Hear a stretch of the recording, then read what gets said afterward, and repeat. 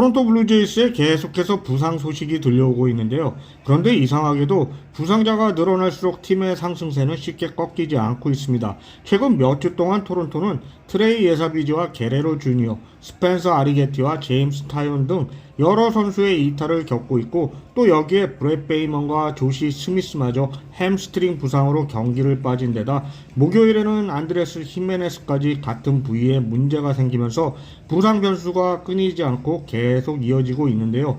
시즌 막판으로 갈수록 한 경기 한 경기가 중요해지는 상황에서 선발진과 타선 모두 핵심 선수들의 공백이 생겼다는 건 토론토 입장에서도 분명 부담스러운 변수라고 볼 수 있겠습니다. 그런데도 토론토는 생각보다 정말 잘 버텨내고 있다는 건데요. 누군가 빠지면 다른 선수가 그 자리를 채우고, 선발진의 공백이 생기면 불펜데이로 경기를 이어가고, 그렇게 한 경기씩 버텨내는 사이 어느새 토론토는 와일드카드 경쟁에서 격차를 눈에 띄게 좁혀놓은 겁니다. 그런데 토론토가 왜 이렇게 빠르게 따라 붙을 수 있었는지는 이번 템파베이 시리즈, 특히 어제 마지막 경기를 보면 어느 정도 알 수 있는데요.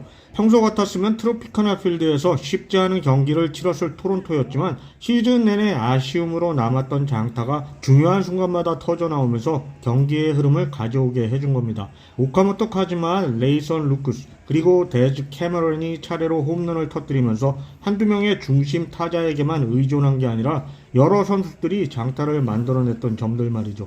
여기에 선발 셰인 비버까지 안정적인 투구를 펼치면서 로테이션 공백에 대한 우려를 덜어주는 모습도 확인할 수 있었고요.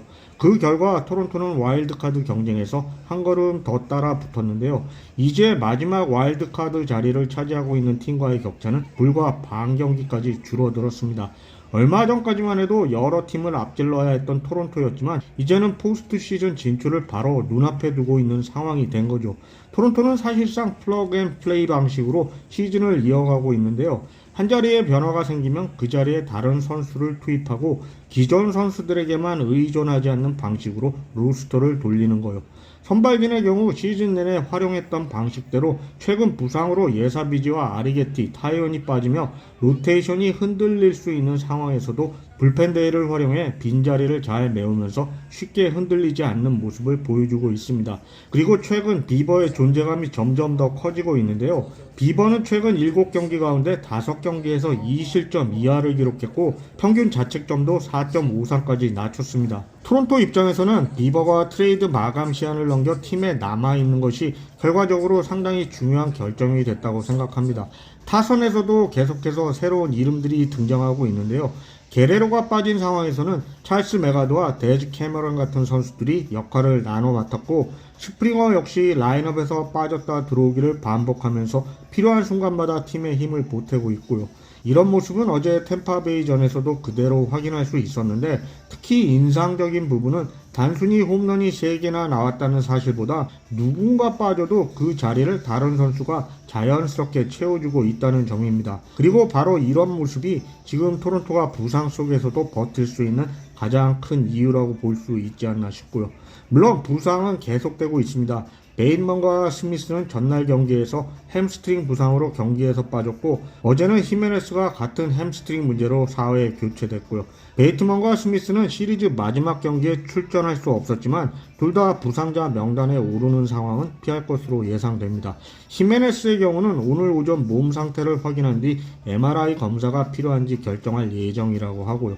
토론토는 최근 10경기에서 7승을 거뒀고 최근 7번의 시리즈를 가져왔습니다. 전체적인 흐름은 분명 토론토 쪽으로 기울고 있는데요. 특히 최근 치른 시리즈 가운데 단 2번을 제외하면 모두 현재 플레이오프 진출 경쟁을 벌이고 있는 팀들을 상대로 거둔 결과라는 점도 주목할 만하다고 보고요.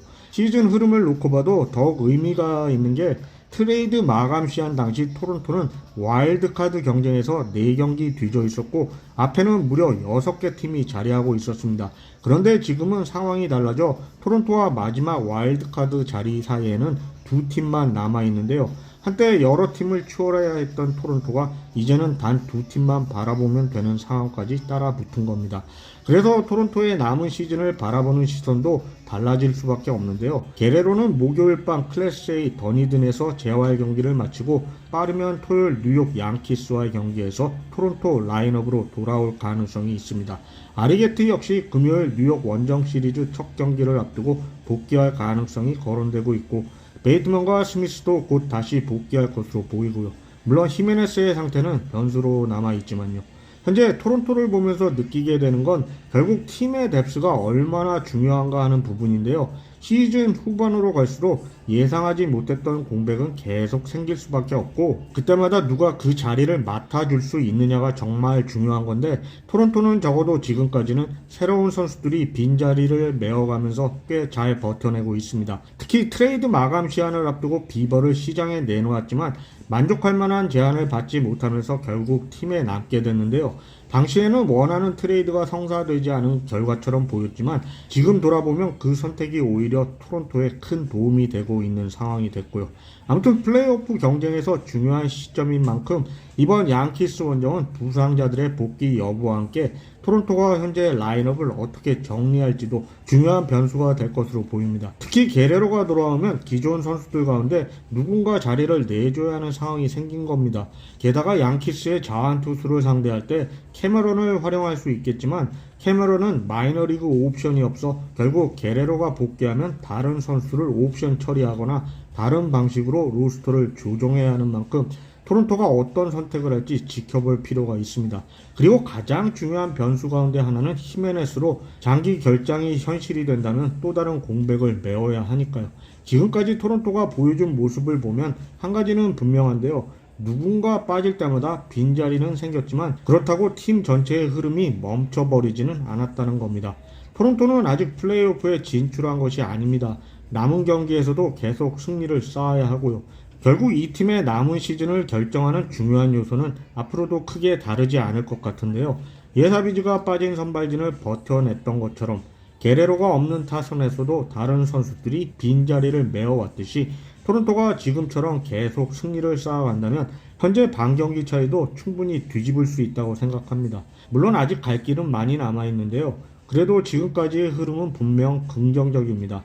부상자가 계속 나오고 있지만 그때마다 다른 선수들이 빈자리를 메우면서 팀이 크게 흔들리지 않고 있고, 얼마 전까지만 해도 멀게만 보였던 와일드카드 경쟁도 이제 반경기 차이까지 좁혀졌고요. 따라서 9월 한 달은 토론토에게 정말 중요한 시간이 될 텐데요. 반경기 차이로 좁혀진 와일드카드 경쟁에서 과연 지금의 상승세를 계속 이어갈 수 있을지 시즌 막판까지 긴장감 넘치는 승부가 이어질 것 같습니다.